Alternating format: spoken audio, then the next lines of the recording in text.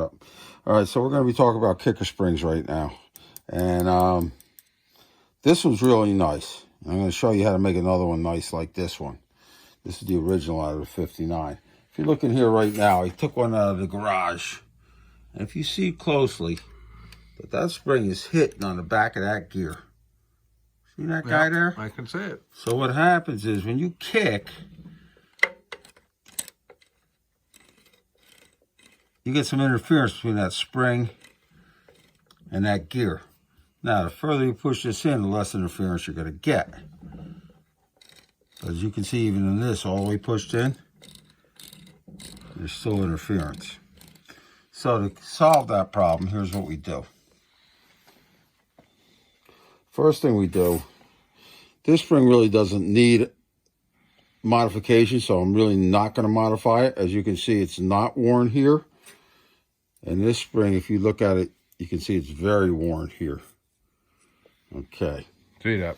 So in order to stop that, what we want to do is we want to make sure this part of the spring is a little bit larger than this board that it sits in. Which means you may have to stretch it out just a little bit. Doesn't have to be much. So when that spring goes in there, it stays wherever you put it because of the spring tension. And if you notice, I can put it in such a position where nothing's going to hit here. Here, I'll spin it around so you can see it. See how it's hitting? Yep. Nothing. See how it's not now? Yes, okay. sir. So the trick to making that happen is that when this bike kicks, here's the gear that mates to it. That's an early gear, you say? Yeah, that's an early gear. You can see all the teeth, and doesn't have the holes. It has the oil grooves. Now, a lot of these things, what will happen is this edge, this very little edge of that kicker spring, will want to grab into that groove. Mm-hmm. And it'll like shark tooth into there. So when you kick, everything spins. You don't, yeah. Because of shark tooth, all right? Mm-hmm. Now, so that means that depending on where it stops, depends on how much interference you're going to have between the spring and the mating gear. Mm-hmm. So what we're going to do is we're going to stop that rotation. So what we do, luckily this one's already had it. If you can look closely at this gear, you can see how smooth it is here. Mm-hmm. You see how it's worn from rotation? I don't know if you can see that. Can you see the shiny? I can see it shiny. All right. On this side, you can see that it's gray on the inside by your left finger. Your left pointer finger. This part is not shiny. Yeah. This thing hasn't spun. This is how they were originally designed to go. This part right here is not shiny. No. And this part is. Well, just ever so slightly. All right. Mm-hmm. What I'm getting at is what we want to have happen is we want this end of the spring to be captivated inside the transducer bore. And this end of the spring, we want this gear to be able to spin inside of it like this. And the spring not move. And the spring not move, exactly. Understood. So the first thing you got to do to make that spring not move is these little edges here. Yep. You got to make sure they're not digging in. That little pointy edge will want to dig into that bushing. It shows good on here when you spin that thing around. You'll see that it's not. You'll see that edge is not jamming into the gear when you put it on. That's the whole trick. It's not to have it jamming in. So spin it. Notice how it's pointed against the gear and not against the bronze bushing, right? No, not so much that.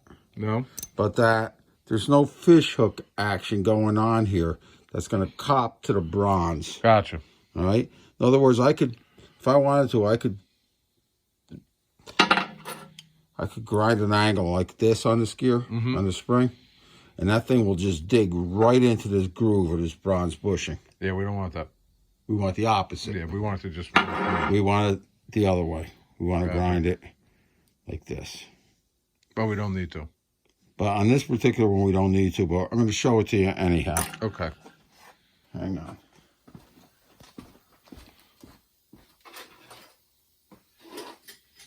The motor? Hey,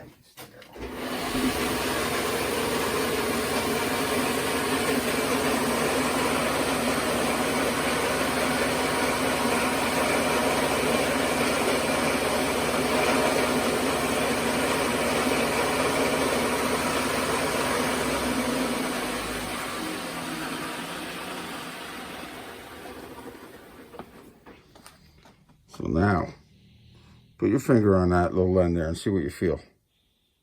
All nice and round. Yeah. On the Very inside. nice. On the inside. Mm-hmm. Right here. Right. That's going to allow that spring now, hopefully, to rotate Freely. In other words, the spring's going to stay stationary, and this thing's going to do this. And nothing's going to dig. Nothing's going to grab. Well, that's because we're going to be able to orient the spring the way we want it to, and it's going to stay in that position. Correct. All right, so let's do that.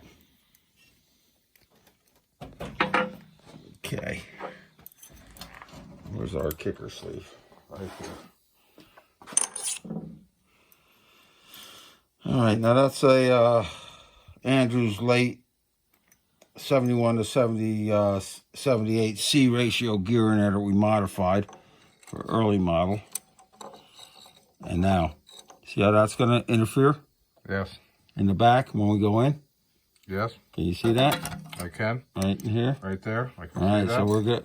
What we want is when we get everything together, we want it like that. Yeah, so you can't. So it can't get caught. Okay. So the first thing we got to make sure is that this part is of large enough diameter to have too much friction to spin. So we're gonna give it a little bit, not a whole lot, just a little bit of a fucking oomph-ah. Okay, then we're gonna shove that thing in there. Now understand, nothing's lubed here yet. So this should exasperate any problems that we have. All right. So now if I use my finger as the clutch drum, let me grab a wrench on there real quick.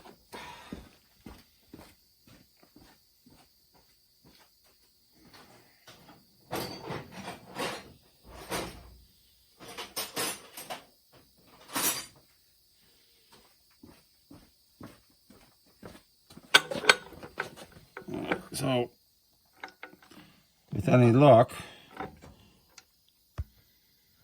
you can back up a little bit so everybody gets, yeah, that's a little better. Now, if you notice, the gear's moving, but the spring isn't as far as rotation is concerned. Yeah, spring's staying. Yeah, spring's staying where it's supposed to. right. That's what keeps this abrasion From happening. right. So you figure all that shit out and it's all to go. Now, You ever see one break? From no, rubbing but against they get pretty shitty. But what can happen is when this spring hangs up on this gear, that can retard this outward movement, and there's part of your kicker slipping. Sure. All right. What you need is this thing to move out unrestrained. Okay, so now that's that part. Now, if you notice here, we got the kicker cover on while we're doing all of this. That's just to support this end of the shaft. Now, here's the part that everybody gets a little bit confused with. Come on back over here. Okay. Where's my caliper?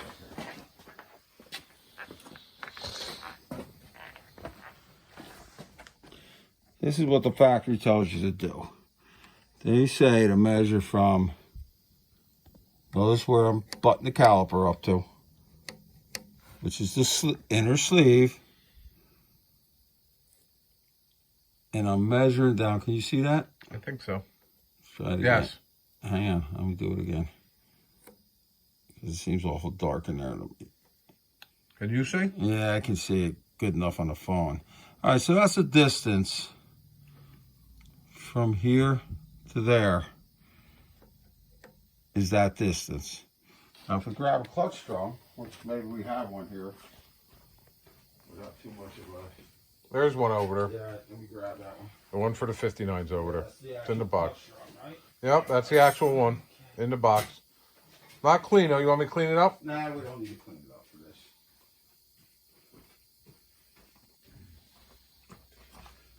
So that's still this measurement, which is What am I looking at this? 195 thousandths, right?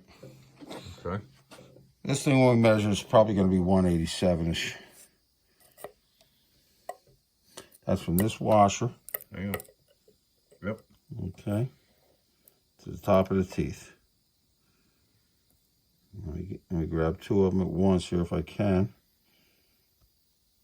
Yep. Look at the caliper there. 187. No, I'm moving around like a You're freaking... ham-handing it. No, like a dog shit and pickles. All right. All right. But anyhow, they're usually right around 360s, right around 187. So in reality, when we put this bike together, look over here again. This lousy 205. Mm-hmm. That only allows us 17 thousandths clearance between these teeth and those teeth when you're riding down the road. Okay. That's because of this.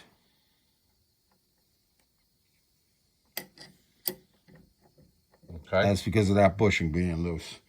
All right, the 40 thousandths in the manual that they're always telling you to look at is that measurement that we just made. That on this particular bike is only 17.